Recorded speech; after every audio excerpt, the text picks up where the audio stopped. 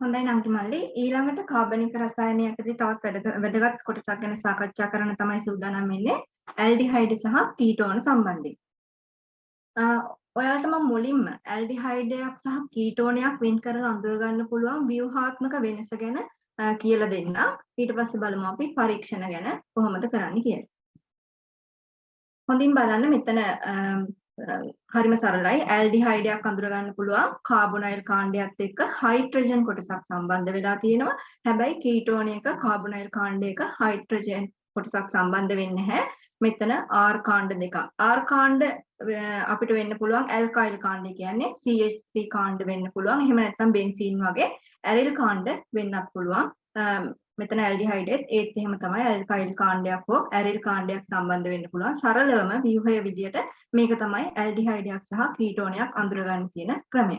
ඊළඟට අපි කතා කරන්න යනවා පරීක්ෂණාත්මකව කොහොමද ඇල්ඩිහයිඩයක් කීටෝනයක් අඳුරගන්නේ කියලා. ඒ සඳහා අපිට අවශ්‍ය වෙන්නේ මොනවද කියලා බලමු. උපකරණ විදිහට අවශ්‍ය වෙනවා ලිට්මස් පත්‍ර, ජල තාපකයක් අවශ්‍ය වෙනවා. ජල තාපකය කියන එක අපිට හදාගන්න පුළුවන් බන්සන් 1000ක්, තෙපාවක්, ඇස්බෙස්ටෝස් එකක් තියෙන කම්බි දලක් උපයෝගී කරගෙන බීකරයකට ජලය දාලා රත් කරලා මම ඒක කරන විදිහ ඔයාලට ඉස්සරහදී පෙන්නනම් ප්‍රැක්ටිකල් එක පෙන්නද්දී ඊට අමතරව අවශ්‍ය වෙනවා බන්සන් 1000ක්, බීකර අවශ්‍ය වෙනවා. රසායන ද්‍රව්‍ය විදිහට අපිට අවශ්‍ය වෙනවා මෙතනල්, එහෙම නැත්නම් ෆෝමැල්ඩිහයිඩ්, එතනල්, එහෙම නැත්නම් ඇසෙටල්ඩිහයිඩ්, බෙන්සල්ඩිහයිඩ් අවශ්‍ය වෙනවා. 2 ප්‍රොපනෝන් අවශ්‍ය වෙනවා. ඇසිටොෆිනෝන්, ආම්ලික පොටෑසියම් පර්මැංගනේට්, ආම්ලික potassium dichromate, ammonia silver nitrate, එහෙම නැත්නම් ටොලරන්ස් ප්‍රතිකාරකය, 2,4 ඩයිනයිට්‍රොෆෙනිල් හයිඩ්‍රසීන්, එහෙම නැත්නම් අපි කෙටියෙන් කියනවා 2,4 DNPH ද්‍රාවණය කියලා. ෆේලින්ග්ස් A ද්‍රාවණය අවශ්‍ය වෙනවා. ෆේලින් B ද්‍රාවණය අවශ්‍ය වෙනවා. එතනෝල් සහ සල්ෆියුරික් අවශ්‍ය වෙනවා. අපි බලමු කොහොමද ප්‍රැක්ටිකල් ටික කරන්න කියලා. මුලින්ම මම ඔයාලට ජල ද්‍රාව්‍යතාවය ගැන තමයි කියලා දෙන්න යන්නේ. ජල ද්‍රාව්‍යතාවය පරීක්ෂා කරන්න අපි ඇල්ඩිහයිඩ් විදිහට මෙතන භාවිතා කරන්නේ බෙන්සල්ඩිහයිඩ්, කීටෝන විදිහට භාවිතා කරනවා ප්‍රොපනෝන් සහ ඇසිටොෆිනෝල්. හරි. මේ පරීක්ෂණය ගැන කියලා දෙන්න කලින් මම පොදුවේ ඔයාලගෙන් ප්‍රශ්න අහන ගමන් විස්තර කරන්න කොහොමද ඇල්ඩිහයිඩයක් කීටෝනයක් දැන් ඔයාලට පේපර් එකේ આવත් අපිට ප්‍රැක්ටිකල් කර කර ඉන්න බෑනේ. අපි බැලුව ගමන් උත්තරේ දෙන්න ඕනේ. ඒ හැකියාව ගන්න නම් අපි ඒකට අදාළ තියරිය මතක තියාගන්න ඕනේ. එහෙම සරල තියරියක් මම ඔයාලට කියලා දෙන්නම්.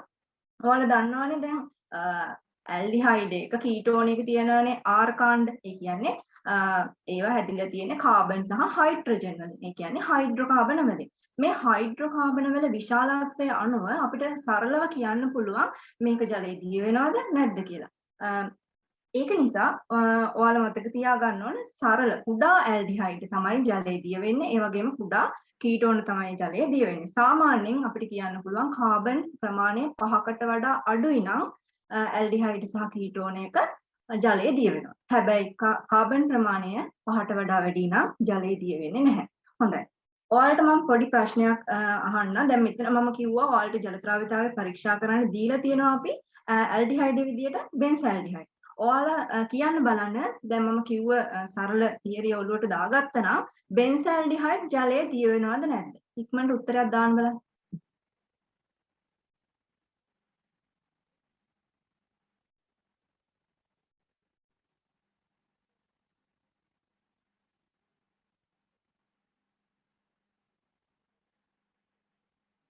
ගොඩක් අය නෑ කියලා තියෙනවා, දිය වෙනවා කියලාත් තියෙනවා.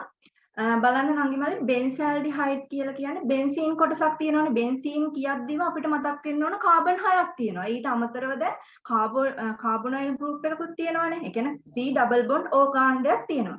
එතකොට කාබන් ප්‍රමාණය 5කට වඩා එතනම වැඩි. ඒ කියන්නේ ජලයේ දිය වෙන්නේ නැහැ. ඔයාලා මේ ප්‍රශ්න වලට උත්තර වැරදුනා කියලා මේ කිසිම ප්‍රශ්නයක් නැහැ. ඔයාලා දිගටම උත්තර දෙන්න. මොකද ඔයාලට වැරදෙන්න තමයි මතක තියෙන ප්‍රමාණය වැඩි වෙන්නේ.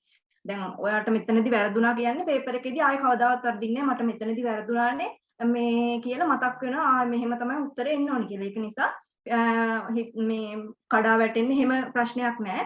ඔයාලා උත්තර දෙන්න. මෙතනදීම මතක තියාගන්න. මේක මේ මට වැරදුනේ ඇයි? මේක තමයි හේතුව කියන එක ඔළුවට දාගත්තම ඒ ඇති. හරිද? ඊළඟට දීලා තියෙනවා ප්‍රොපනෝන් සහ ඇසිටොෆිනෝන්. මට ඉස්සෙල්ලම කියන්න ප්‍රොපනෝන් ජලයේ දිය වෙනවද කියලා.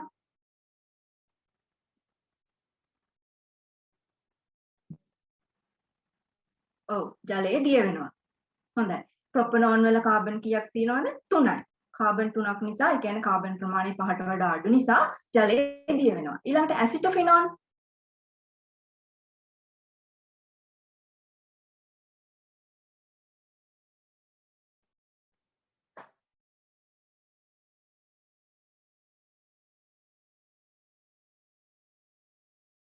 ඇසිටොෆිනෝන් ජලයේ දිය වෙන්නේ නැහැ. මොකද කාබන් ප්‍රමාණය 5කට වඩා වැඩි නිසා ඇසිටොෆිනෝන් ජලයේ දිය වෙන්නේ නැහැ. හැබැයි මම ඔයාලට මෙතනදී ඔයාලා නෝට් ඩවුන් කරගන්නව නම් ලියා ගන්න ජලයේ දිය වෙන ඇල්ඩිහයිඩ් තමයි මෙතනල්, එතනල් වගේ ඇල්ඩිහයිඩ්. හරිද?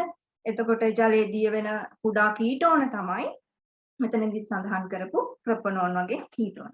හරි. මම හිතනවා ඇල්ඩිහයිඩ් වලත් කීටෝන වලත් ජල ද්‍රව්‍යතාවය පිළිබඳ දල අදහසක් ඉන්නේ නැති ඔයාලට පේපර් එකේ ආවොත් එහෙම ඔයාලට දැන් පුළුවන් ජල ද්‍රව්‍යතාවය ගැන ප්‍රශ්නයක් ආවොත් පිළිතුරු සපය ගන්න. ඊළඟට අපි බලමු 2-4 DNP පරීක්ෂාව කරන්නේ කොහොමද කියලා. මේක මම මෙතනදී විස්තර කරන්නේ මම ඔයාලට පරීක්ෂණය කරන විදිය පෙන්නන්නම්. එතකොට ඔයාලට ඒක බලා ගන්න පුළුවන්.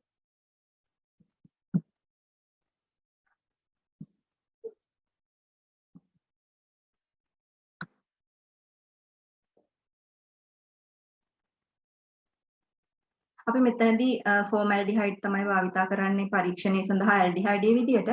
මේ තියෙන්නේ ඇල්ඩිහයිඩ් එක ව්‍යුහය මම කලින්වත් පැහැදිලි කරා. මෙතන R කාණ්ඩය වෙනුවට කලින් කිව්වා වගේ මේ විදියට ඇල්කයිල් කාණ්ඩයක් වෙන්න පුළුවන්, ඇරිල් කාණ්ඩයක් වෙන්න පුළුවන්, සම්බන්ධ වෙන්න පුළුවන්.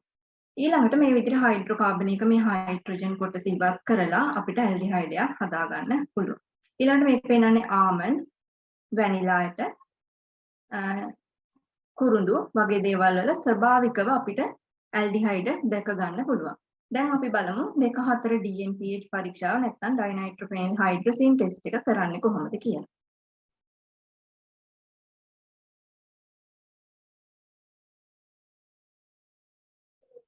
මේ සඳහා අපිට අවශ්‍ය වෙනවා ඇල්ඩිහයිඩ් එක. රෙක්ටිෆයිඩ් ස්පිරිට් කියන එක ගැන මම පොඩ්ඩක් සඳහන් කරන්නම්.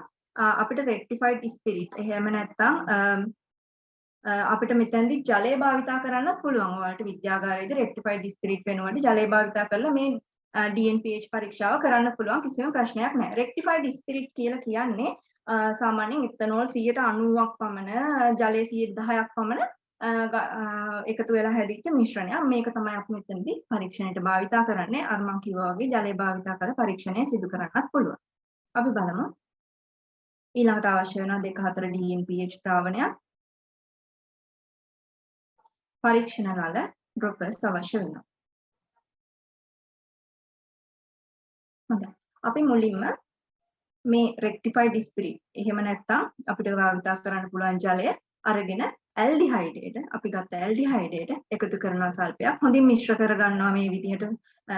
බලන්න මේක මිශ්‍ර කරන විදිය එළියට යන්නේ නැති වෙන්න. ඒ කියන්නේ පරීක්ෂණ නලයෙන් අපි ගන්න ද්‍රාවණය, ඒ කියන්නේ අපි මිශ්‍ර කරද්දී එළියට යන්න බෑ. බලන්න හොඳට අත්වැසුම් භාවිතා කරලා තියෙනවා. ඒ විදිහටම මේ පරීක්ෂණ සිදු කරද්දී හරිම පරිස්සමෙන් මේවා කරන්න ඕනේ. අපි මේ රසායන ද්‍රව්‍යات එක්කනේ සියලුම දේවල් කරන්නේ. ඒක නිසා අපේ පරිස්සම වගේම ලැබ් එකේ වැඩ කරන අනිත් අයගේ පරිස්සම ගැන හිතලා තමයි වැඩ කරන්න ඕනේ.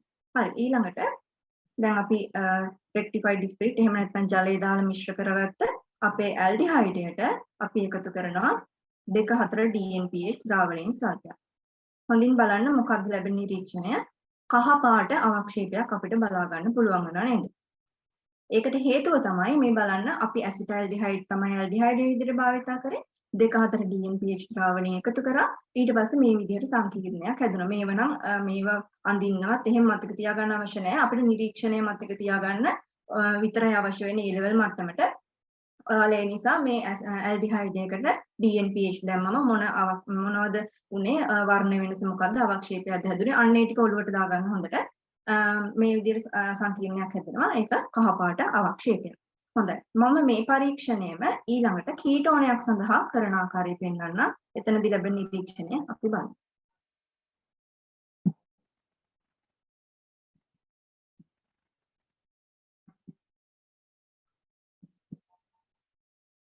මේ තියෙන කීටෝන් එක ව්‍යුහය.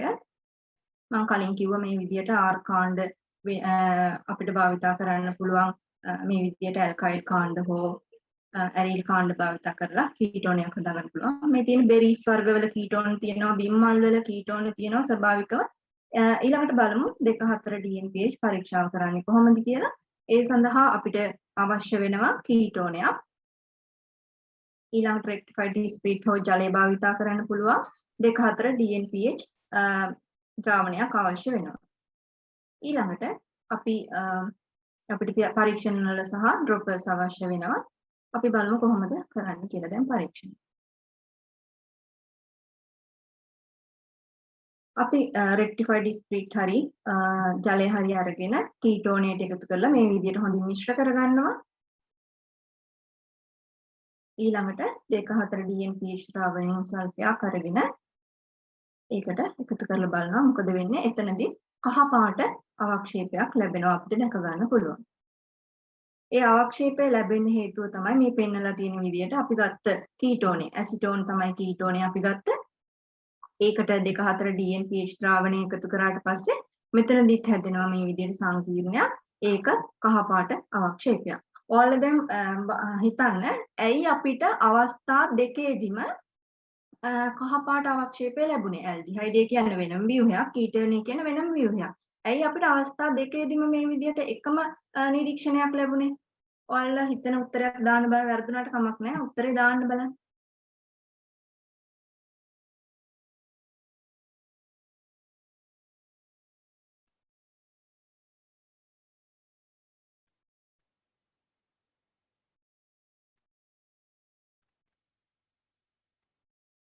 ඔව්. නංගි කෙනෙක් උත්තරේ දාලා තියෙනවා. කාබොනයිල් කාණ්ඩය නිසා තමයි අපිට මේ විදිහට අවස්ථා දෙකේදීම එකම නිරීක්ෂණය ලැබුණේ. ඒ කියන්නේ ඔයාලා දන්නවා ව්‍යුහයේ අපි දැක්කා කාබොනයිල් කාණ්ඩයක්. ඒ කියන්නේ C දිත්ත බන්ධන O කාණ්ඩයක් අවස්ථා දෙකේදීම තියෙනවා. ඒක නිසා තමයි අපිට මේ නිරීක්ෂණය අවස්ථා දෙකේදීම ලැබුණේ. ඊළඟට අපි බලමු තවත් පරීක්ෂාවක් පිළිබඳව ඇල්ඩිහයිඩ් එකට සිදු කරන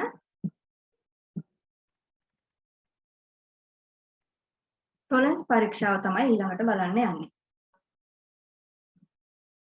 ටොලරන්ස් පරීක්ෂාව සඳහා අපිට අවශ්‍ය වෙනවා ඇල්ඩිහයිඩයක්, සිල්වර් නයිට්‍රේට්, තනුක සෝඩියම් හයිඩ්‍රොක්සයිඩ්, තනුක ඇමෝනියම් හයිඩ්‍රොක්සයිඩ්, පරීක්ෂණ නල, ඩ්‍රොපර්ස්. ඊළඟට මේ පෙන්වන්නේ ජල තාපකය. මම ඔයාලට කිව්වා ජල තාපකයක් හදාගන්න විදිය මෙන්න මේ දක්වලා තියෙන මේ විදිය. බන්සන් 1000කේ තියෙනවා. මේ තියලා තියෙනවා තෙපාවක්. මෙතන ඔයාලට පේනවා ඇති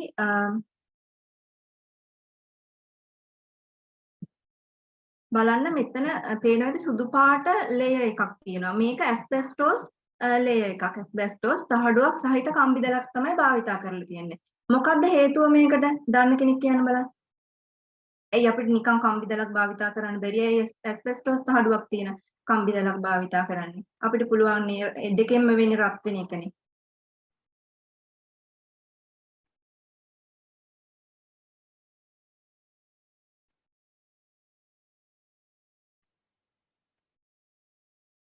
ඔව්.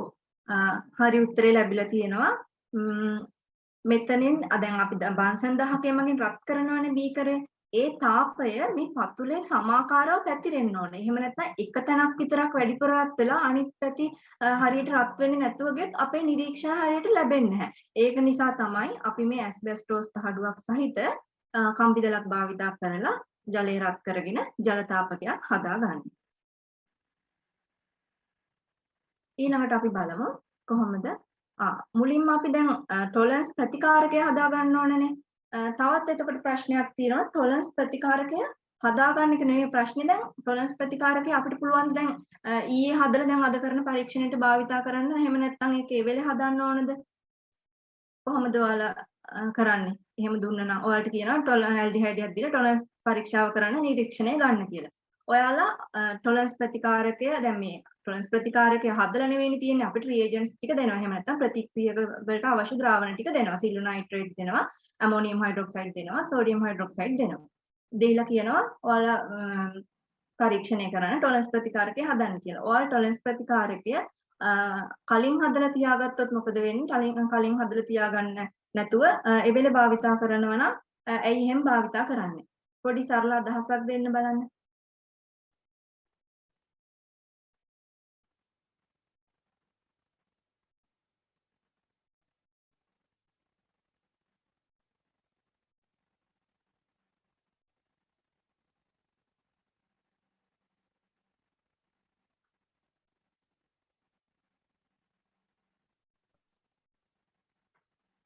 ඔව් ඒ වෙලෙම හදා ගන්නවා.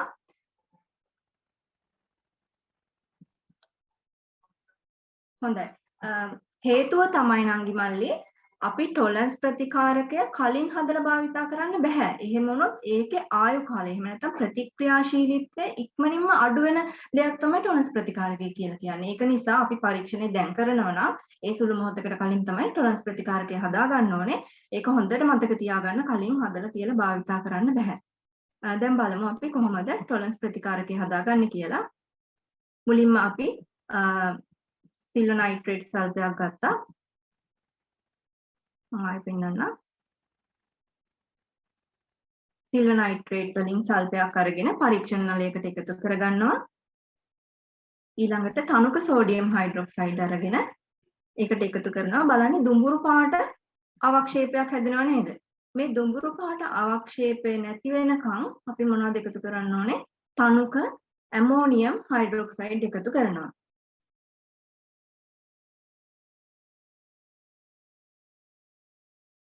බලන්න මේ හැදිලා තියෙන අවර්ණ ද්‍රාවණය තමයි ටොලරන්ස් ප්‍රතිකාරකය කියලා කියන්නේ. මේක තමයි අපේ පරීක්ෂණයට දැන් ඕන වෙන ප්‍රතික්‍රියකය. ඊළඟට අපි ඇල්ඩිහයිඩෙන් ටිකක් මේකට එකතු කරනවා. අපි හදාගත්ත ටොලරන්ස් ප්‍රතිකාරකයට එකතු කරලා මේ හදාගත්ත ජල තාපකය තුළ තියෙනවා. බලන්න රිදී තැම්පත් වෙලා තියෙනවා දැක ගන්න පුළුවන්. ඒක සිද්ධ වෙන ප්‍රතික්‍රියාව තමයි මේ දක්වලා තියෙන්නේ. දැන් අපි ටොලරන්ස් ප්‍රතිකාරකය හදාගත්තනේ මේ තියෙන ටොලරන්ස් ප්‍රතිකාරකය. ඊට පස්සේ ගත්ත ඇල්ඩිහයිඩය තියෙනවා. බලන්න ටොලරන්ස් ප්‍රතිකාරකයේ මේ සිල්වර් මෙතෙන්ට එනකොට ඔක්සිකරණයකට ලක් වෙලාද ඔක්සිහරණයකට ලක් වෙලාද?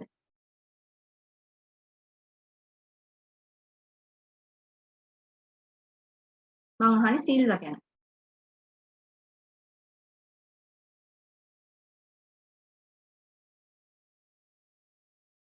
ඔව් ඔක්සිහරණයට ලක් වෙලා තියෙනවා. එතකොට මෙතන ඔක්සිකරණයකට ලක් වෙලා තියෙන ප්‍රතික්‍රියකය ගැන කියන්න බලන්න මොකද්ද?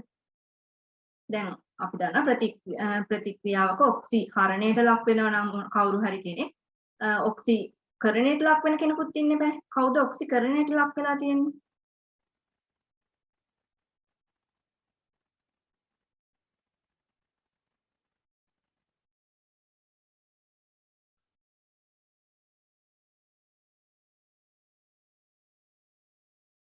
ඔව් ඇල්ඩිහයිඩ් එක තමයි. ඔක්සිජන් නෙවෙයි නාංගි මලි. ඇල්ඩිහයිඩය තමයි මෙතන ඔක්සිකරණයට ලක් වෙලා තියෙන්නේ. ඇල්ඩිහයිඩය කාබොක්සිලික් එකක් බවට පත් වෙලා කාබොක්සිලික් අම්ලයක් බවට පත් වෙලා එයා ඔක්සිකරණය කරලා තියෙනවා. කවුද ඔක්සිකරණයට ලක් කරලා තියෙන්නේ? මේ ටොලරන්ස් ප්‍රතිකාරකයේ තියෙන මේ සිල්වර් සංකීර්ණය මගින් මේ ඇල්ඩිහයිඩය ඔක්සිකරණයකට ලක් කරලා තියෙනවා. ඒක නිසා අපිට මේ විදිහට සිල්වර් තැම්පත් වෙලා රිදී දර්පණයක් බලා ගන්න පුළුවන් පරීක්ෂණ නලය වටා තැම්පත් වෙලා තියෙනවා.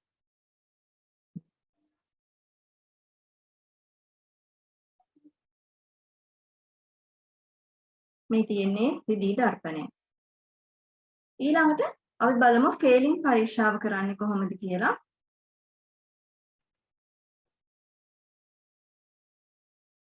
අපිට අවශ්‍ය වෙනවා ෆේලින්ස් පරීක්ෂාව සඳහා ඇල්ඩිහයිඩයක්, ෆේලින්ස් A ද්‍රාවණයක්, ෆේලින්ස් B ද්‍රාවණයක්, පරීක්ෂණ නල, ඩ්‍රොපර්ස් අවශ්‍ය වෙනවා. ඒ වගේම ජල තාපකය අවශ්‍ය වෙනවා. අපි මුලින්ම අපි ගත්ත ඇල්ඩිහයිඩයට ෆේලින්ස් A ද්‍රාවණයෙන් සල්ෆයක් එකතු කරනවා. ෆේලින්ස් B ද්‍රාවණයෙන් සල්ෆයක් එකතු කරනවා. ඊළඟට ඒක තැම්පත් කරනවා අපි හදාගත්ත ජල තාපකයේ තුල. බලන්න රතු පාට අවක්ෂේපයක් වලට දකින්න පුළුවන්.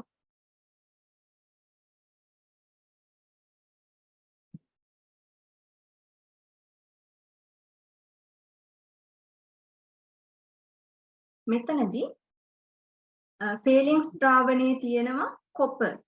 කියන්නේ කොපර් 2+ තියෙනවා ෆේලින්ග්ස් ද්‍රාවණේ. ඒක මෙතන ප්‍රතික්‍රියාවට ලක් වෙලා ඇල්ඩිහයිඩයත් එක්ක කියුප්‍රස් ඔක්සයිඩ් නැත්නම් කොපර් ඔක්සයිඩ් අවක්ෂේප කරනවා රතු පාටට. ඒක තමයි අපිට රතු පාටට අවක්ෂේපයක් පරීක්ෂණ නලයේ තැන්පත් වෙලා තියෙනවා දැක ගන්න පුළුවන් උනේ. එතකොට මෙතනදී ෆේලින්ග්ස් ද්‍රාවණයේ තියෙන කොපර් 2+ මෙතෙන්ට එනකොට ඔක්සිහරණයට ලක් වෙලා කොපර් ධන 2 මෙතෙන්ට එනකොට කොපර් ධන 1 බවට ඔක්සිහරණයට ලක් වෙලා ඇල්ඩිහයිඩය ඔක්සිකරණයට ලක් වෙලා තියෙනවා කාබොක්සිලික් ආම්ලයක් බවට. හරිද? ඒක නිසා අපිට දැක ගන්න පුළුවන් වුණා කියුප්‍රස් ඔක්සයිඩ් කියන අවක්ෂේපය තැන්පත් වෙලා තියෙනවා නලයේ. දැන් ඔයාලා දන්නවා ඇල්ඩිහයිඩ් එක මේ විදිහට ඔක්සිකරණයට ලක් කරන්න පුළුවන් කාණ්ඩයක් තිබුණට කීටෝන එක නැහැනේ මෙහෙම ඔක්සිකරණයට ලක් වෙන්න පුළුවන් කොටසක්. ඒක දෙපැත්තෙම තියෙන්නේ ආර් කාණ්ඩ දෙකක්. එහෙමත් නැත්නම් ඔයාලා දන්නවා ආර් කාණ්ඩ දෙකක් කියන්නේ බෙන්සීන් හරි ඇල්කයිල් කාණ්ඩ දෙකක් හරි තමයි සම්බන්ධ වෙලා තියෙන්නේ. මේ පරීක්ෂණය ඒ කියන්නේ අපි කර ෆේලින්ග්ස් පරීක්ෂණය කීටෝනයකට කළොත් අපිට බෑ මේ විදියට රතු පාට අවක්ෂේපයක් දැක ගන්න. ඒ වගේම තමයි කලින් කරපු රිදී කැඩපත් පරීක්ෂාව. එහෙම නැත්නම් අපි කියනවා ටොලරන්ස් පරීක්ෂාව සිදු කළත් අපිට බෑ ඒ විදිහට රිදී කැඩපත කීටෝනයකට කරාම දැක ගන්න. ඊළඟට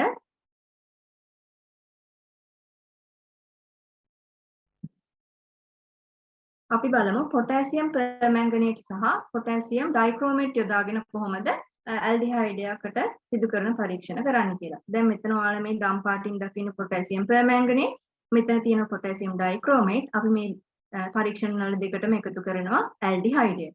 ඊළඟට බලන්න යන්තමට අපි බන්සන් 18,000කට අල්ලලා රත් කරාට පස්සේ මේකට වෙන්නේ මොකක්ද කියලා හොඳින් නිරීක්ෂණය කරන්න.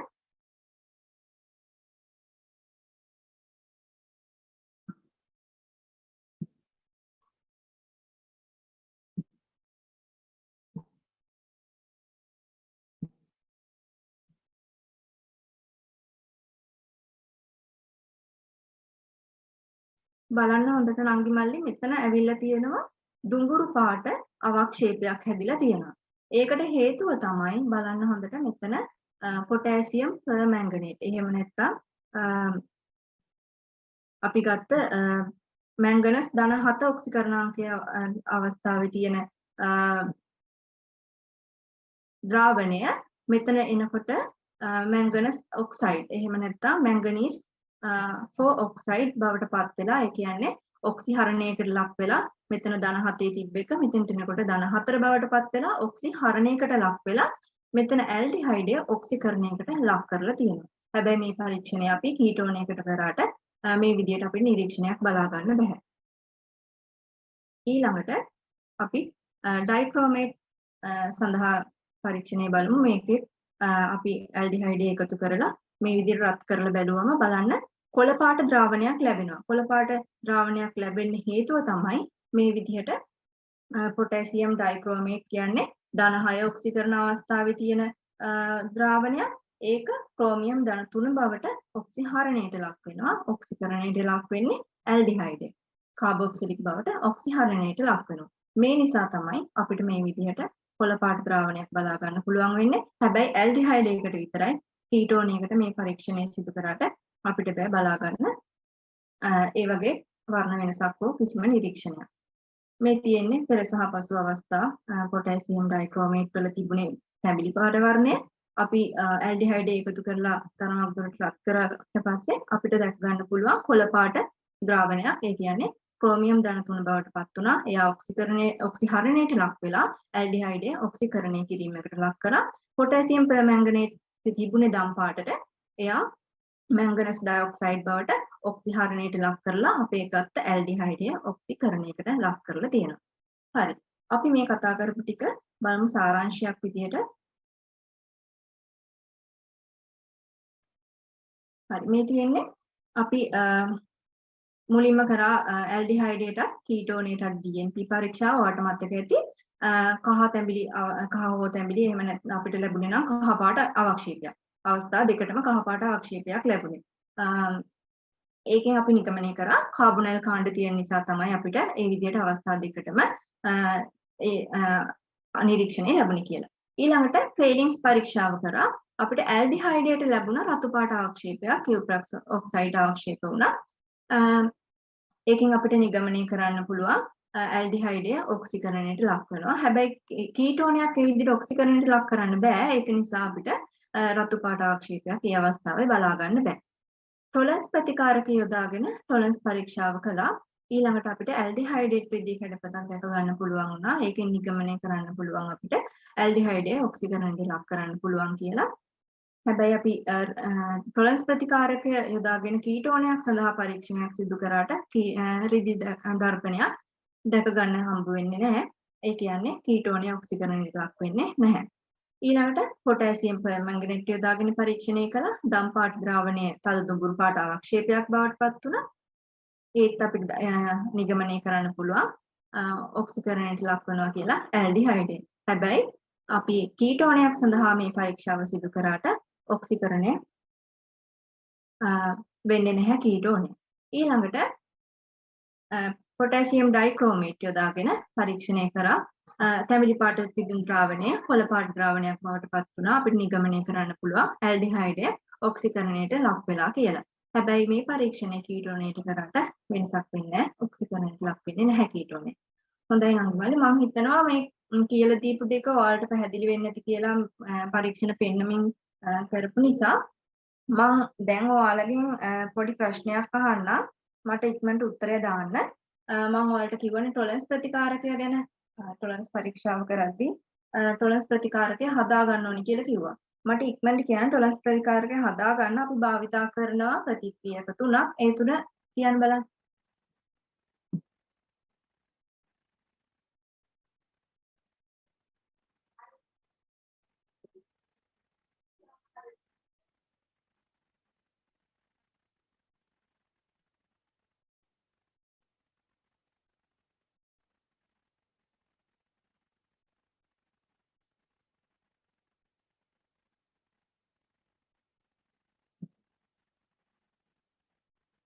හරි.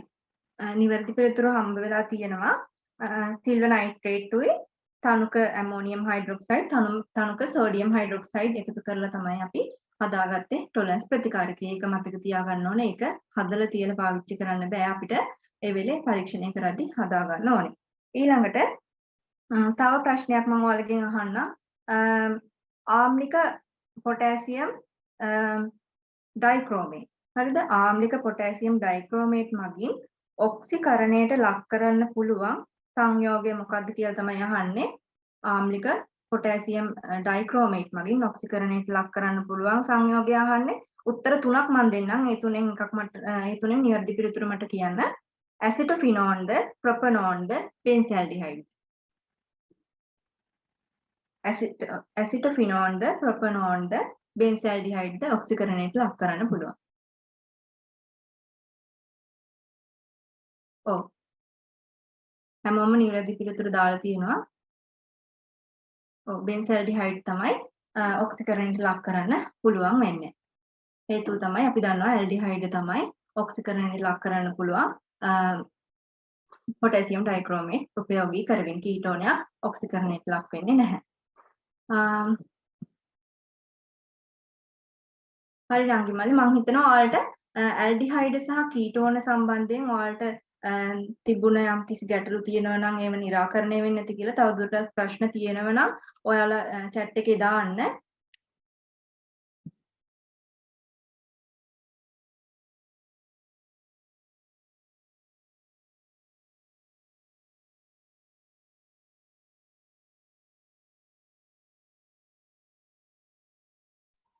හොඳයි chat box එකේ තාම අලුත් ප්‍රශ්න ටිකක් දාලා තිබ්බා මේ අහලා ඒකට කලින් උත්තර දාලා තිබ්බනේ. එක මල්ලි කෙනෙක් අහලා තිබ්බා මට එක පැහැදිලි නෑ එතීන් ගැනද එතයින් ගැන දැහුවේ කියලා. ඇල්කීන් එක ගැනද ඇල්කයින් එක ගැනද අහලා තියෙන කියලා. කොහොම හරි මේ එයා අහලා තිබ්බා මේ ගිනිගන්න එක ගැන. ගිනිගන්න මොකද්ද කියලා. මම පොදුවේ කියන්නම්කෝ ඇල්කේන් එකටයි ඇල්කීන් එකටයි ඇල්කයින් එකටයි අදාළව කොහොමද මේ දැන් ගිනිගන්න එක තීව්‍රතාවයකත් එක්ක කොහොමද වෙන්නේ කියලා. එතකොට ඇල්කේන් ගත්තත් ඇල්කීන් ගත්තත් ඇල්කයින් ගත්තත් මං කියන්නේ එතේන් එතීන් එතයින් ඒ කියන තුනම ගිනිගන්න වායුන්. හොඳට මතක තියාගන්න ඒවා ගිනිගන්න වායුන්.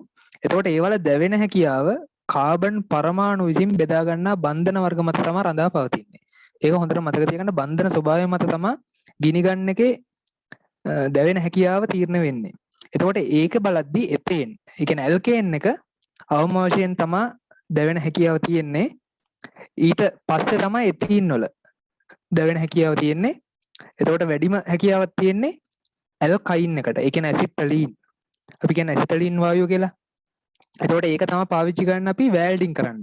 එතකොට තමයි ලෝහ පාස්සද්දි වෑල්ඩින් කරද්දි ඔයගොල්ලෝ දකින්න ඇති ඒ දැල්ලෙන් තමයි ඒක කරන්නේ. එතකොට ඒ දැල්ලට කොච්චර තාපයක් නිපදවන්න පුළුවන් කියලා ඔයගොල්ලෝ හිතලා බලන්නකෝ. එතකොට එතනදී ඒ ඇල්කයින් ඇසිටලීන් වායුව තමයි ප්‍රධාන දැවෙන හැකියාවක් විදිහට තියෙන වායුවක් විදිහට තියෙන්නේ. එතකොට හොඳට මතක තියාගන්න ඇල්කයින් වල දැවෙන හැකියාව වැඩි ඇල්කීන සහ ඇල්කේන වලට සාපේක්ෂව.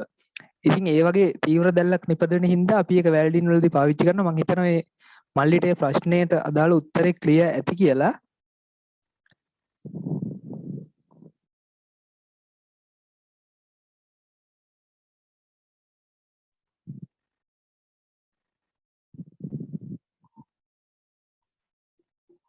ඊට පස්සේ ආය අහලා තිබ්බා ෆේලින් A ෆේලින් B වෙන වෙනම එන එකට හේතුවක් තියනවාද කියලා.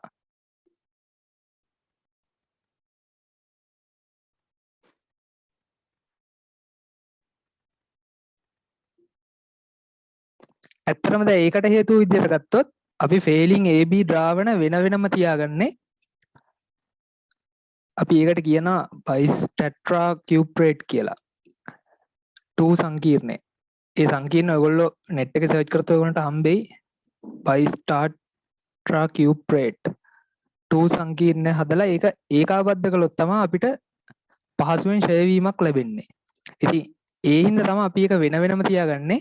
මොකද ෆේලින් A සහ B ද්‍රාවණ අර එකට එකතු කරලා තියාගද්දී තියෙන ස්ථායිතාව මදි හින්දා තමයි අපි ද්‍රාවණ දෙකකට කඩලා තියාගෙන පස්සේ අපි ප්‍රැක්ටිකල් එක මොකක් හරි ප්‍රැක්ටිකල් එකට ෆේලින් පරීක්ෂාව යොදා ගන්න ඕන වුණාම ඒ ෆේලින් ද්‍රාවණ AB කියලා නම් කරලා ඒ දෙක එකතු කරලා තනි ද්‍රාවණේ හදාගෙන ප්‍රැක්ටිකල් එක කරගෙන යන්නේ. මොකද අපිට අර සංකීර්ණයේ පහසුවෙන් ෂෙයා වෙන ගතියේ හින්දා. මම හිතන මේ ප්‍රශ්නයට අදාළ උත්තරෙත් ලැබෙන්න ඇති කියලා එයාලා බලාපොරොත්තු වෙන.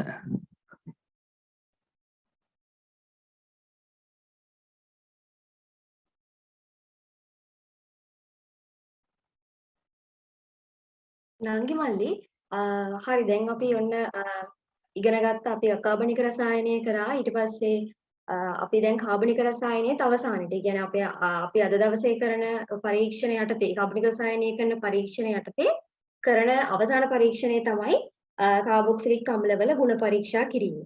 ඉතින් දැන් සමහර විට 22 නංගිලමල් නම් කොහොමත් කාබනික රසායනය සමයට තාම ඉගෙනගෙන නැතුව ඇති. එතකොට එයාලට මේ ගැන අවබෝධයක් නැතුව ඇති. නමුත් ඕගොල්ලෝ මේකේ කරන දේවල් මොනවද මේවට අවශ්‍ය වෙන්නේ කාබොක්සිලික් අම්ලයක් කියන්නේ මොකක්ද? අන්නේ පිළිබඳව දැනුම ඕගොල්ලෝ ගොනු කරගන්න. මොකද ඕගොල්ලන්ට ඉදිරියේදී ඒව ඉගෙන ගනිද්දී ගොඩක් ලේසි වෙන්න පුළුවන්. අපි දැන් බලමු කාබොක්සිලික් අම්ලවල ගුණ පරීක්ෂාව යටතේ තියෙන පරීක්ෂණ මොනවද කියලා. ඔයාලට දැන් මහන්සිත් ඇති ගොඩක් අයට එක දිගට ඉන්නත් අමාරුයි. හැබැයි දැන් මේ අපි යන්නේ අපේ වැඩසටහනේ අවසාන කොටසට. ඒකින්ද අපිත් එක්ක මේ විදිහටම ඉඳලා ඔයගොල්ලන්ගේ ප්‍රශ්න හුවමාරු කරගන්න කියලා ඔයගොල්ලන්ගෙන් ඉල්ලනවා. ඉතින් අපි බලමු මුලින්ම මේ කාබොක්සිලික් අම්ල කියන්නේ මොකක්ද කියලා. කාබොක්සිලික් අම්ල ක්‍රියාකාරී කාණ්ඩයක් යම්කිසි සංයෝගයක අඩංගු වෙනවා නම් අපි යන්නේ ඒකට කියනවා කාබොක්සිලික් අම්ලයක් කියලා. එතකොට කාබොක්සිලික් අම්ල ක්‍රියාකාරී කාණ්ඩයක් කියන්නේ ඕගොල්ලන්ට මේ රූප සටහනේ පේනවා ඇති. COOH කියලා තමයි අපි ඒක හඳුන්වන්නේ. මේ විදිහට තමයි අපි ඒක නිරූපණය කරන්නේ.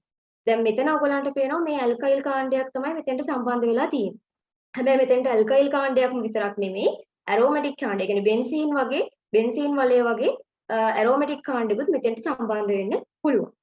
ඉතින් මම මේ දැන් කලින් කිව්වා වගේ කාබොක්සිලික් අම්ලය අපිට පුළුවන් වර්ග දෙකකට බෙදා වෙන් කරන්න. ඒ තමයි ඇලිෆැටික් හා ඇරෝමැටික්. අපි දැන් ඒක ඉස්සරහට මම ඔයාලට උදාහරණත් එක්ක පැහැදිලි කරන්නම්.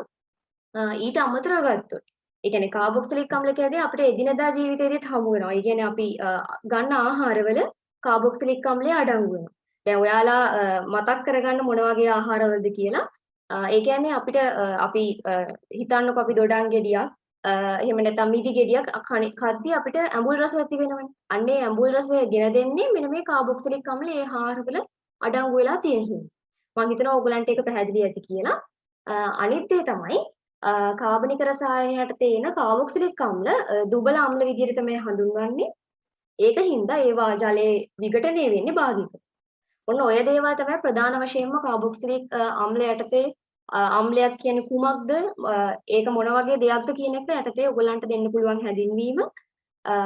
ඒ වගේම තමයි මේකේ ගත්තොත් අපි පරීක්ෂණ ගැන කතා කරොත් කාබොක්සිලික් අම්ලයටතේ අපි කරන්න ඕන පරීක්ෂණ හරිම සරලයි. ඔයගලන්ට සරලව මේව කරගන්න පුළුවන්. දැන් ඇල්කීන ඇල්කයින වල ඔයගොල්ලෝ දැක්කා අපි යටිකිරුව ස්ථාපනය ඩවුන්ලෝඩ් ඩිස්ප්ලේස්මන්ට් භාවිතා කරා.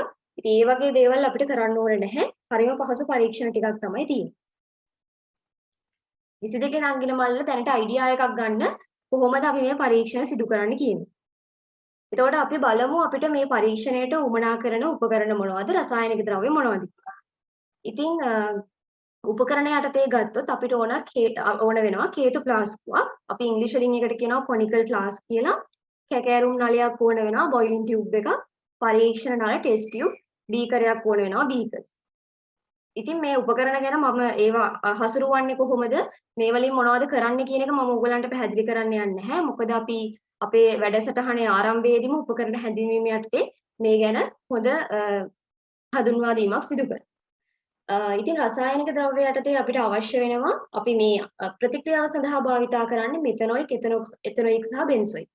ඒ තමයි අපේ කාබොක්සිලික් අම්ල සඳහා අපි භාවිතා කරන සංයෝග. ඊට අමතරව අපිට ඕන වෙනවා සෝඩියම් කාබනේට්, ඉතනෝල්, සාන්ද්‍ර සල්ෆියුරික්, 105 සෝඩියම් බයිකාබනේට් ජලීය ද්‍රාවණය. අපි දැන් බලමු අපේ ප්‍රැක්ටිකල් එක කොහොමද කරන්න කියලා. මම අර කලින් කිව්වා වගේ ඉතා පහසු ප්‍රැක්ටිකල් ටිකක් තමයි මේ ඒ කියන්නේ කාබොක්සිලික් අම්ල යටතේ තියෙන්නේ.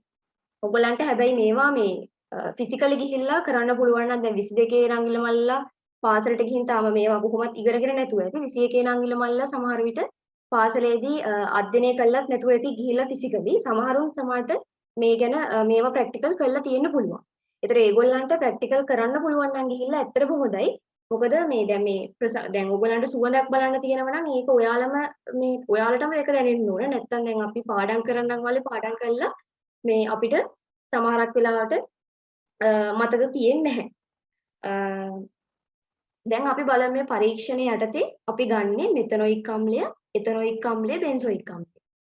ඉතින් මේවා තමයි මම කලින් කිව්වා වගේ අපි ගන්න කාබොක්සිලික් අම්ල තුන. ඉතින් අපේ පළවෙනි පරීක්ෂණය තමයි අපි කරන්නේ සෝඩියම් කාබනේට් ද්‍රාවණයක් ගන්නවා. ඒ ද්‍රාවණය අරගෙන අපි හිතමු ඔයාලා ගන්නවා මෙතනොයික් අම්ල. ඒ කියන්නේ කැමති එකක් දැන් මෙතනින් ගන්න පුළුවන්. අපි මොකද තුනටම මේ පරීක්ෂණය සිදු කරනවා. දැන් ඔයාලා හිතන්නකෝ අපි මෙතනොයික් අම්ලය ගන්නවා කියලා. මෙතනොයික් අම්ලය අරගෙන සෝඩියම් කාබනේට් ද්‍රාවණයට දාලා අපි බලන්නේ වායු බුබුලු පිට වෙනවද නැද්ද කියලා. දැන් සමහර විට දැන් ඔයාලට මේ ප්‍රැක්ටිකල් එක කරලා තියෙනවා නම් එහෙම නැත්නම් ඔයාලා තියරි නෝට් එකකින් පාඩම් කරලා තියෙනවා නම් මේක ඔයාලට මතක් වෙන්න ඕනේ දැන් මේ වායු බුබුලු පිට වෙනවා නම් වායු බුබුලු වශයෙන් පිට වෙන්නේ කුමන වායුවද කියන ඒක දැන් මම කැමති ඔයගොල්ලෝ ප්‍රශ්නයක් විදිහට අහන්න දන්න අය ඒක මට chat එකේ දාන්න. මොකද මම හිතනවා එහෙම කරොත් ඔයගොල්ලන්ගේ මතකය තව වැඩි දෙනවා මම කියනවට වඩා ඒක. මම කැමති chat එකේ දානවා නම් මොන වායුවද පිට වෙන්නේ කියලා. ඕ නංගිල මල්ලා උත්තර දෙනවා හොඳයි. අපි බලමු ඔයාලගේ උත්තරේ හරියද කියලා. මම දැන් කියන්නේ නැහැ. ඔය දැන් අමතක වෙච්ච කට්ටියත් ඒක මතක් කරගන්න. අපි බලමු ඉස්සරහට ඒ උත්තරේ හරිද නැද්ද කියලා. අපේ දෙවැනි ප්‍රතික්‍රියාව වෙන්නේ අපි ගන්නවා එතනෝල් ඝන සෙන්ටිමීටරයක් පමණ. ඒ කියන්නේ අපේ ටෙස්ට් ටියුබ් එකකට ගන්නවා පරීක්ෂණ නලයකට.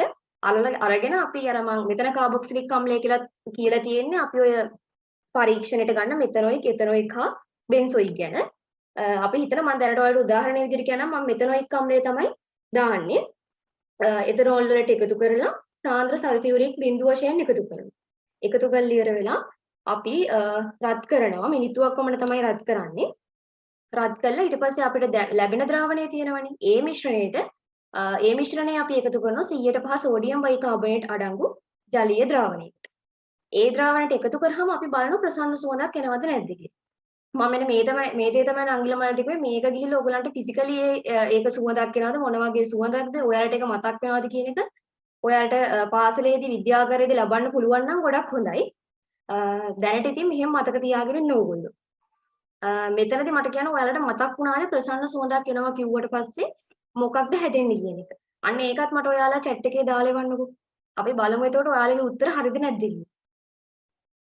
දැන් ප්‍රසන්න සුවඳක් එනවා කියවහම ඔයාලට මතක් වෙනවනේ මොකක්ද එන්නේ කියලා. හොඳයි ගොඩක් අය උත්තර එවනවා. අපි බලමු. මට පොඩි තව කාරණයක් කියන්න තියෙනවා. මෙතන සෝඩියම් කාබනේට් වෙනුවට අපිට පුළුවන් භාවිතා කරන්න සෝඩියම් බයිකාබනේට් ද්‍රාවණයක්. ඒ වගේම මේ 100% සෝඩියම් බයිකාබනේට් වෙනුවට අපිට ආශ්‍රිත ජලය පාවිච්චි කරන්නත් පුළුවන්. මොකද සමහර වෙලාවට විද්‍යාගාරවල 100% සෝඩියම් බයිකාබනේට් නැති වුණොත් අපි දාන්නේ ආශ්‍රිත ජලය. ඒ වගේ ඒ වෙනුවට එහෙම දාන්න පුළුවන් තවත් විකල්ප ක්‍රම තියෙනවා. ඒ නිසා ඒ දෙකත් මතක තියාගන්න ඕනේ. අපි දැන්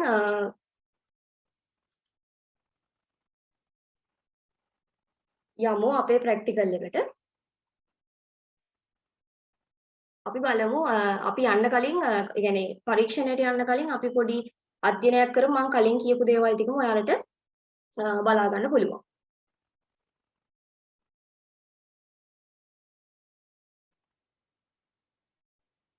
එතකොට මේ තමයි කාබොක්සිලික් අම්ලය. මම කලින් කිව්වා වගේම COOH ක්‍රියාකාරී කාණ්ඩය යටතේ මෙතන ඇල්කයිල් කාණ්ඩයක් සම්බන්ධ වෙලා තියෙනවා.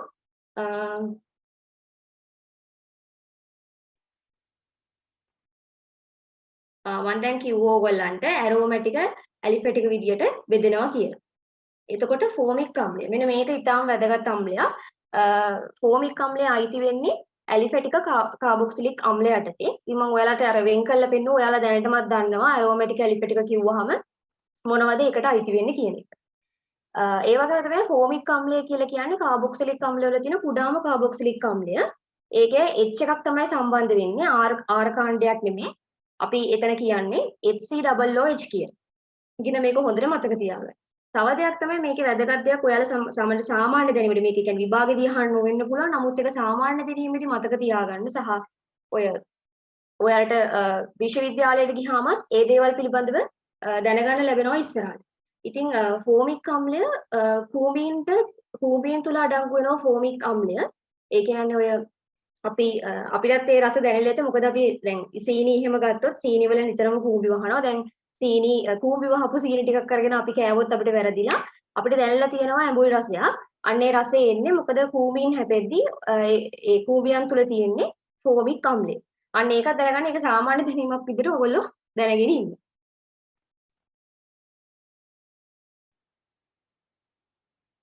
ඇසිඩික් අම්ලය මේ ගත්තොත් බෙන්සොයික් ඇසිඩ් මම කිව්වා අපේ පරීක්ෂණයටත් බෙන්සොයික් කියනවා.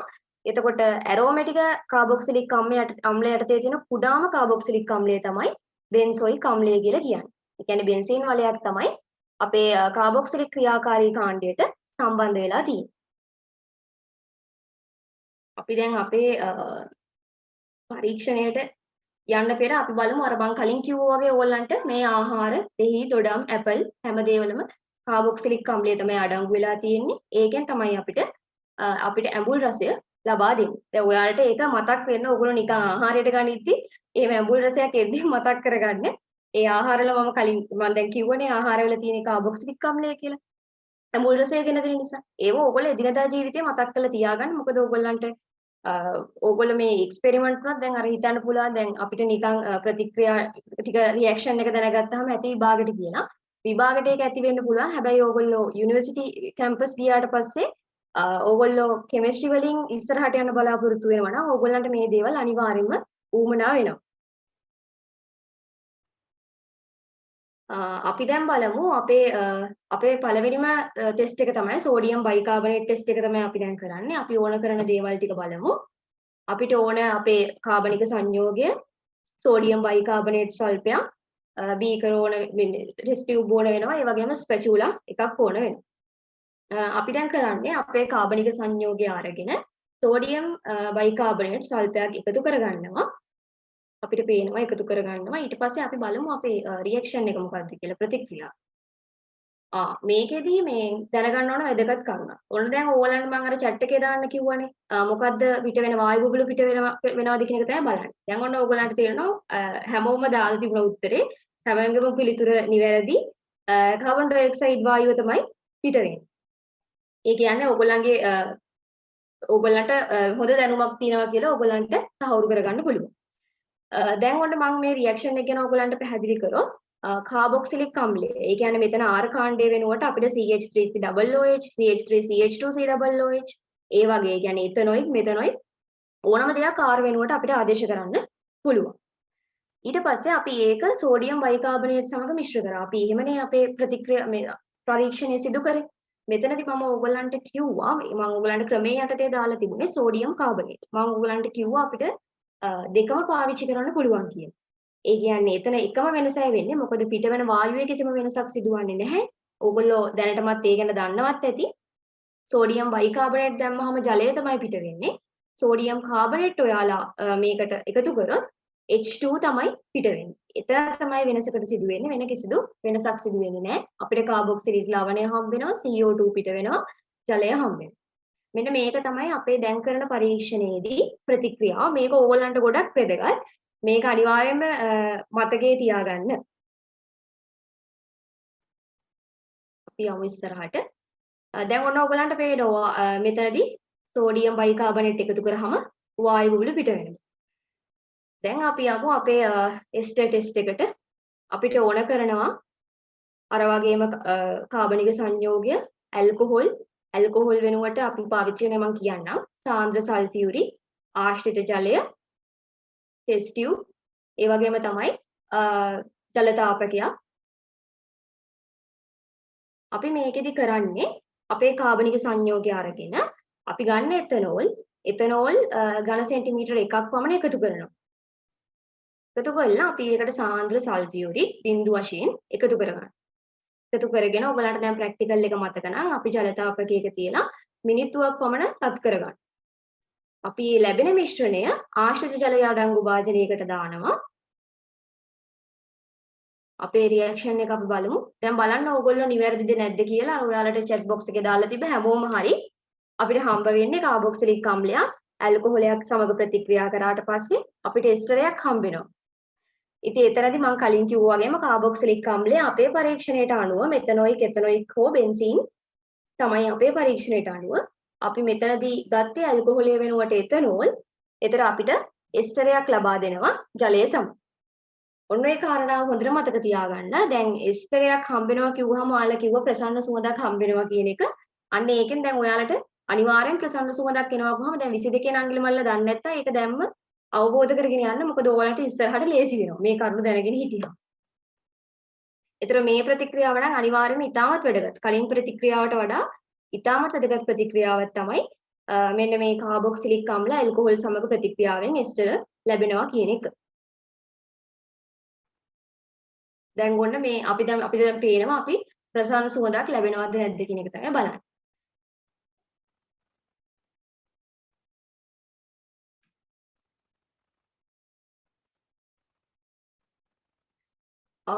අපි මෙන්න මෙතනදී අපි දැන් මෙතනදී දැනගන්න ඕනේ දැන් මේ පරීක්ෂණ අපි ගොඩක් සිදු කරනවා. ඒ කියන්නේ අපි කලිනුත් පරීක්ෂණ කරා. අපි ඕනෑම පරීක්ෂණයකදී සැලකිලිමත් විය යුතු කරුණු තියෙනවා. ඒ කියන්නේ එක අපි භාවිතා කරන ද්‍රව්‍ය අණුව තමයි ඒක වෙනස් වෙන්නේ. දැන් මෙතනදී අපි සාන්ද්‍ර සල්ෆියුරික් භාවිතා කරා. සාන්ද්‍ර සල්ෆියුරික් කිව්වහම අපි ඒක හැමෝම දන්න කරුණක්. දන්නේ නැත්නම් ඒක දැන් අද දැනගන්න ඕගොල්ලෝ පිළිස්සන සුළුයි. ඒ කියන්නේ තනුක සල්ෆියුරික් වගේ නෙමෙයි සාන්ද්‍ර සල්ෆියුරික් පිළිස්සන සුළුයි. අපි ඊට ප්‍රවේශමෙන් තමයි සාන්ද්‍ර සල්ෆියුරික් අපි අපේ පරීක්ෂණයකට භාවිතා කරනවා නම් භාවිතා කරන්න ඕන ඉතාම පරිස්සමෙන්. ඉතින් මෙතනදී හදිසියෙවත් දැන් ඔයාලා හිතන්නකෝ හදිසිය ඔයාලගේ අතේ ඉහිරුණා. සාන්ද්‍ර සල්ෆියුරික් ඉහිරුණා. ඒතර ඔයාලට මේකට කරන්න දැන් අපි ඉහිරලා නම් අපේ අත පිලිස්සෙන්න පුළුවන්. මේකට කරන්න ඕන සාමාන්‍යයෙන් අපි කරන්න ඕන දෙයක් තියෙනවා. ඒක දන්නවද ඔයගොල්ලෝ? මට මේ chat එකේ දාන්න බලන්න. ඒ කියන්නේ මේවා ප්‍රායෝගික පරීක්ෂණ සඳහා මේක අනිවාර්යෙන් මේ වගේ දේවල් දැනගෙන ඉන්න ඕනේ. හදිසියෙවත් ඔයගොල්ලන්ගේ අතට හිරුණොත් සාන්ද්‍ර සල්ෆියුරික් ඔයාලා මොකද්ද කරන්න ඕන ශනිකව?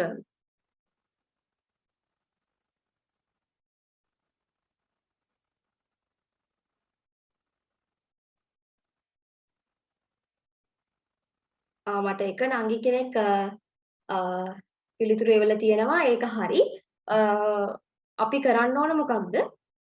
අපි හදිසියෙවත් ඔයාලගේ අතට එහෙම නැත්නම් ඇඟට සාන්ද්‍ර සල්ෆියුරික් ඉහිරුණොත් ඒ වෙලේම ඕගොල්ලෝ ජලයෙන් ඉතා හොඳින් අත හොද ගන්න ඕනේ. ඒ කියන්නේ ජලය පොඩ්ඩක් අරගෙන හිම සේදීමක් නෙමෙයි ඉතා හොඳින් ඉතා විශාල ජල ප්‍රමාණයකින් ඔයගොල්ලන්ගේ අත හොද ගන්න ඕනේ. එහෙම නැත්නම් ඇඟේ ඉහිරුණා නම් ඒ ඉහිරුණු තැන හොද ගන්න ඕනේ. මොකද මේ පිලිස්සීම අපිට යම් තාක් දුරට අවම කරගන්න පුළුවන් ඒ සිදු කරන ක්‍රියාව. ඒ වගේම තමයි අනිත් දේ අපි දැන් අපි ගින්දර සමග තමයි අපි මේ පරීක්ෂණය කරන්නේ. ඒතර අපි වංශන් 1000ක් පාවිච්චි කරනවා නම් අනිවාර්යයෙන්ම ඉතින් සැලකිලිමත් වෙන්න ඕනේ. ඒක අපි කියන්න ඕනත් නැහැ හැමෝම දැනගන්න ඕන අපි රසායන විද්‍යාව කරන ළමයි විදිහට අපි දැනගෙන ඉන්න ඕන දෙයක් තමයි වංශන් 1000ක් පාවිච්චි කරනවා නම් කොහොමත් සැලකිලිමත් වෙන්න ඕනේ. මොකද දැන් අපි මෙතනදී භාවිතා කරලා තියෙන ජල තාපකයක්. එහෙම නැත්නම් වෝටර් බාත් කියලා කියනවා අපි ඉංග්‍රීසි වලින්.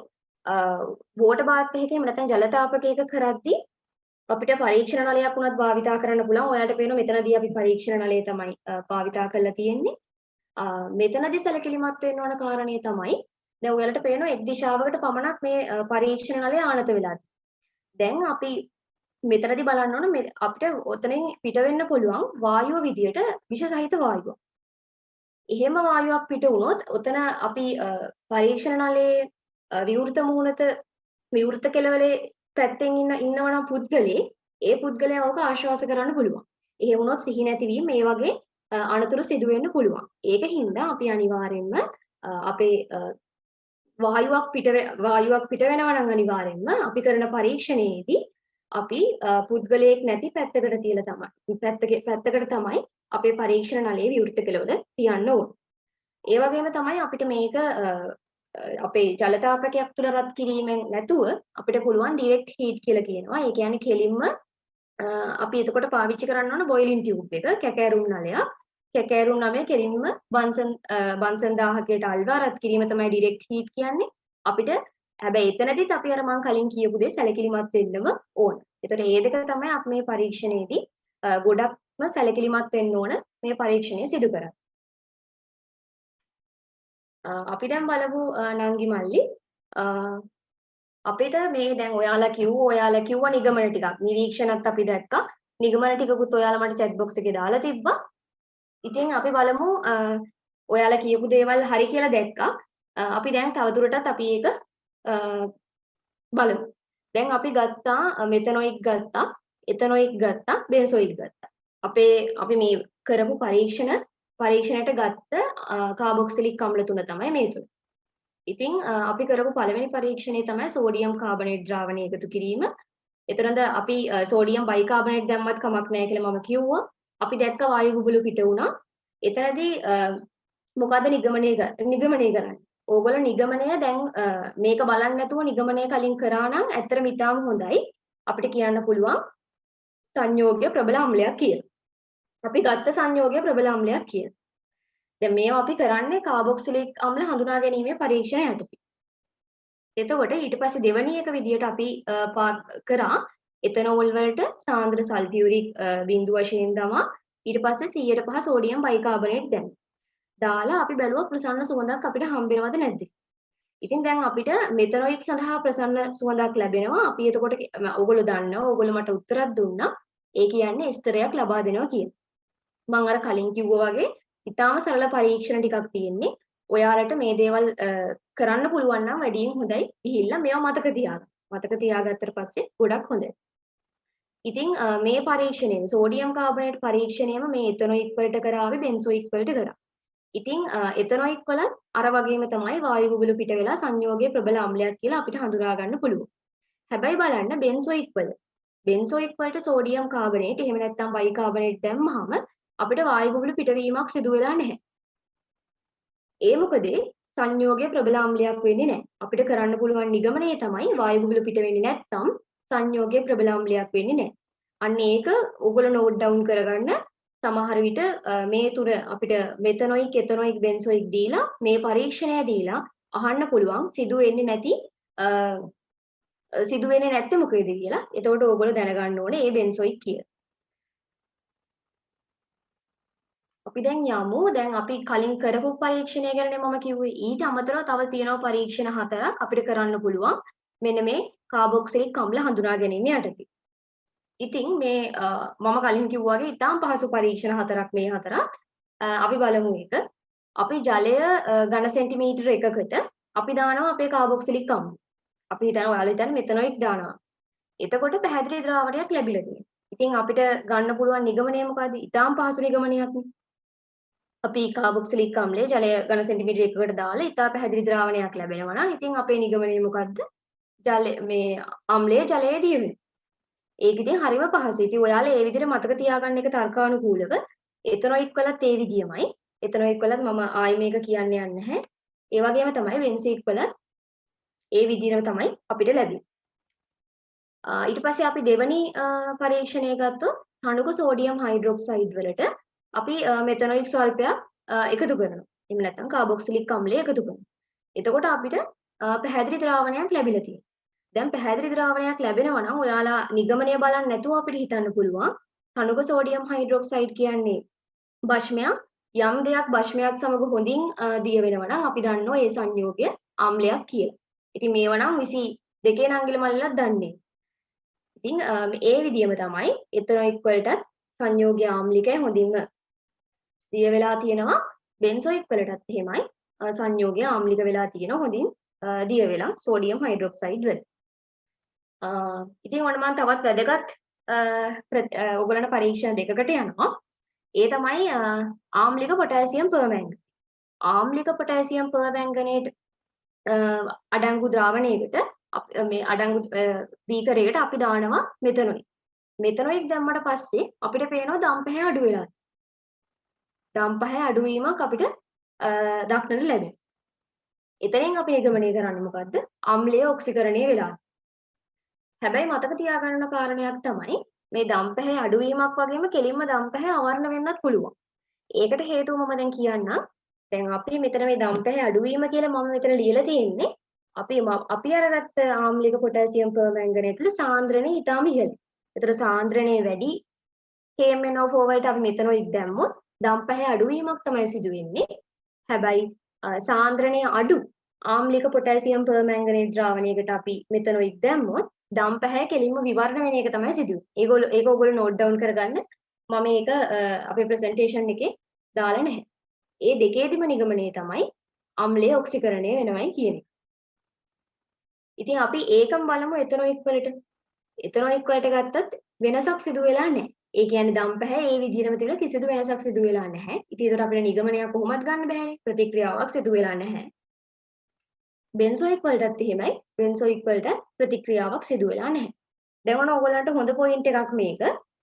විභාගයේදී හොඳ පොයින්ට් එකක්. මොකද මෙතනොයික් එතනොයික් බෙන්සොයික් තුන දීලා වෙන් කරලා හඳුනා ගන්න කිව්වොත් මේ අපෙන් ඇහුවොත් පරීක්ෂණයක් මෙතනොයික් මේ තුනෙන් වෙන් කරලා හඳුනා ගන්න පුළුවන් පරීක්ෂණය මොකක්ද? අන්න එතකොට ඔයාලට මතක් වෙන්න ඕන ආම්ලික පොටෑසියම් පර්මැංගනේට් දාලා අපිට පුළුවන් දම්පැහැ අඩු වෙනවා. එහෙම නැත්නම් දම්පැහැ අවර්ණ වෙන්නේ මෙතනොයික් වල විතරයි. අන්න ඒක හොඳින් මතක තියාගන්න. අපේ හතරවෙනි පරීක්ෂණය තමයි ටොලන්ස් ප්‍රතිකාරකය. ටොලන්ස් ප්‍රතිකාරකයේ දාලා මේ ටොලන්ස් ප්‍රතිකාරකයට අපි මෙතනොයික් දානවා. මෙතනොයික් දාලා අපි බලනවා. ඉතින් ඔයාලා දන්නවා අපි ටොලන්ස් ප්‍රතිකාරකයක් පාවිච්චි කරනවා නම් අපේ මොකද්ද නිරීක්ෂණය වෙන්න ඕන කියන එක. ඒක මේ දැන් මෙතන දාන්න ඕනෙත් නැහැ. ඔයාලා ඉගෙනගෙන තියෙනවා නම් ඒවා දැන් මතක් කරගන්න අනිවාර්යයෙන්ම රිදී කැටපතක් හම්බ එක තමයි අපේ නිරීක්ෂණය වෙන්න ඕන. ඒකෙන් තමයි අපි නිගමනයකට එන්න පුළුවන්. එතකොට ටොලන්ස් ප්‍රතිකාරකයේ සාධන විදිය කලින් පරීක්ෂණය කරද්දී ඒ අක්ක ඕගොල්ලන්ට කියලා දුන්නා. ඉතින් මෙතනොයික් වලදී රිදී කැටපතක් අපිට හම්බෙලා තියෙනවා. ඒ කියන්නේ ඒත් අපිට එන නිගමනය තමයි අම්ලීය ඔක්සිකරණය වෙලා. හැබැයි මතක තියාගන්න එතනොයික් වල අපි මේ පරීක්ෂණය කරාට පස්සේ අපිට කිරිපැහැති ද්‍රාවණයක් තමයි ලැබෙන්නේ. ඒක මතක තියාගන්න ඕනේ දෙයක් මම කිව්වේ අපි මේ පරීක්ෂණය කරනවා නම් අපේ නිරීක්ෂණය වෙන්න ඕන රිදී කැඩපතක් දිස් වෙන එක.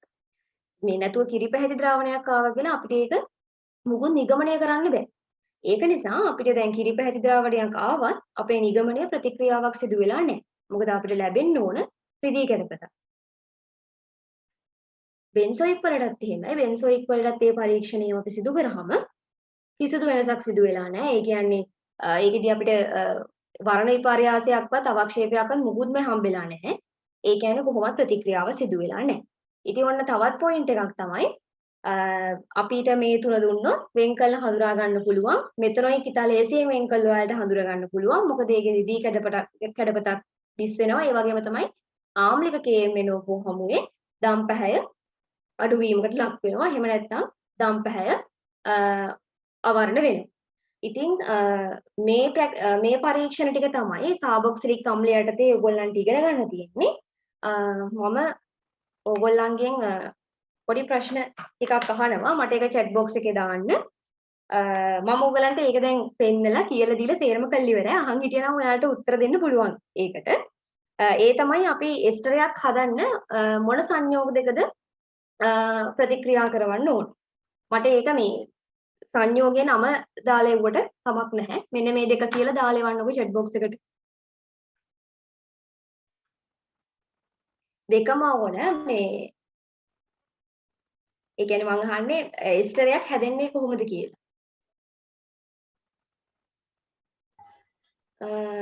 මට උත්තර හම්බ වෙනවා. ඕක කීප දෙනෙක් උත්තර දෙනවා. සමහරුන්ගේ ටිකක් උත්තර එකක් දෙකක් වැරදිලා තියෙනවා. මම ඔයාලට උත්තර කියනවා. ගොඩක් අයගේ උත්තර හරි. ගොඩක් අයගේ උත්තර හරි. පිළිතුර තමයි ඒකට අපි කාබොක්සිලික් අම්ලයක් සමග ඇල්කොහොලයක්. ඒ කියන්නේ කට්ටිය එතනෝල් කියලා ඉවල තිබ්බා. අපි එතනෝල් මේ පරීක්ෂණයට පමණයි කරේ. ඒ කියන්නේ අර පොදු විදිහට මතක තියාගන්න කාබොක්සිලික් අම්ලයක් අපේ ඇල්කොහොලකුත් එක්ක ප්‍රතික්‍රියා කිරීමෙන් අපිට ගන්න පුළුවන් එස්ටරයක්. ඒ වගේම තමයි දැන් මම මේ දැන් කිව්ව ඕගොල්ලන්ට දැන් ඔයාලට ඒක මතක ඇති කියලා මම හිතනවා. මේ දැන් කියලා තමයි ඉවරුනේ. අපිට ටොලරන්ස් ප්‍රතිකාරකය ඒ පරීක්ෂණය යටතේ රිදී කඩපතක් ලබා දෙන්නේ බෙන්සොයික් අපි ගත්තේ බෙන්සොයික් නුයි එතනොයික් නුයි මෙතනොයික් නුයි ඒ තුනෙන් කුමන සංයෝගයේද කියලා මට ඒකත් chat box එකේ ඔයාලා දාලා කියන්න. මම ඔයාලට ඔයගොල්ලන්ට වෙන් කළනම කිව්වා. කට්ටිය හොඳයි අහන් ඉඳලා තියෙනවා. ඔය උත්තර වැරදෙන අය බලාගන්න මම ඔයාලට උත්තර කිව්වා. අපිට මේ සංයෝග තුනෙන් අපිට හම්බෙන්නේ මෙතනොයික් වල තමයි රිදී කඩපතක් ලබා දෙන්නේ. මොකද අපිට වෙන් කළා හඳුනා ගැනීමේ පරීක්ෂණයක් තමයි ඒක. අනිත් එක තමයි දැන් 22 න අංගල මල්ලා තියෙනවා සමහර විට ඕගොල්ලෝ කාබොක්සිලික් අම්ලය දැන් ඉගෙන ගන්න ඇති. කාබොක්සිලික් අම්ලය මොන වගේද? ඒකේ ක්‍රියාකාරී කාණ්ඩය මොකක්ද කියලා. මට දැන් ඕගොල්ලෝ එස්ටරේ ලියන විදිහ කියන්නේ එස්ටරේ ක්‍රියාකාරී කාණ්ඩයත් එක්ක මට ඒක ලියලා පෙන්නන්න අර මොනවද ඩබල් බොන්ඩ්ස් දාන්න ඕන නැහැ. ද්විත්ව බන්ධන දාන්න ඕනේ නැහැ. නිකම් මට ඒකත් ලියලා එවන්න. මම කැමති ඒකට 22 න අංගල මල්ලත් අනිවාර්යයෙන්ම උත්තර දෙනවා.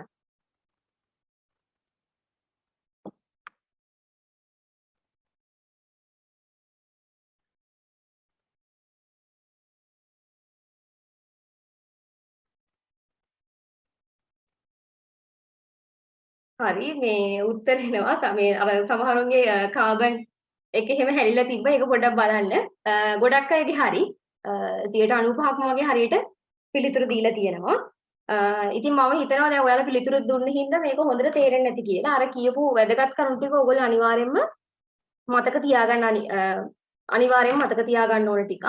ඉතින් දැන් කාබොක්සිලික් අම්ලය තමයි අපි කාබනික රසායනය යටතේ අන්තිමටම කරන පරීක්ෂණයේ විදියට සිදු කරේ.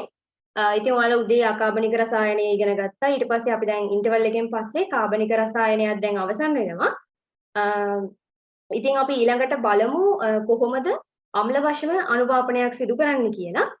ඔයාලට ඊට කලින් මොනවා හරි ප්‍රශ්න තියෙනවා නම් chat box එකට දාන්න. අපි ඒ අතරතුරේදී ඔයගලන්ට ඒවට පිළිතුරු දෙන්නම්. දැන් අපි අම්ල වශයෙන් අනුපාපනය අපේ වැඩසටහනේ අවසාන පරීක්ෂණය සමග එකතු වෙමු.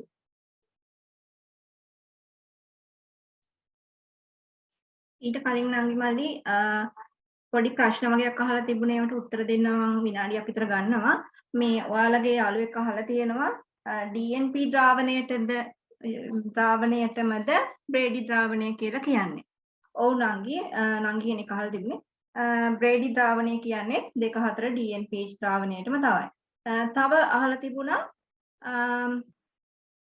කොහොමද මේ ඇසිටොෆිනෝල් ව්‍යුහය මොන වගේද කියලා මම ඒක පෙන්නන්නම් ඔයාලට.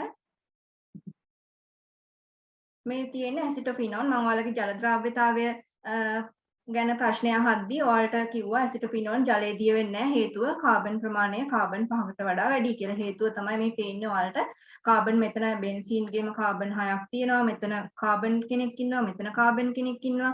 එතකොට ජලයේ දිය වෙන්නේ නැහැ. මම හිතනවා ඒ අහපු මල්ලිට හරි නංගිට හරි පිළිතුරු ලැබුණා කියලා. ඒ වගේම මේ ප්‍රශ්නේ ගැන අනිත් අයටත් පැහැදිලි වෙන්න ඇති කියලා.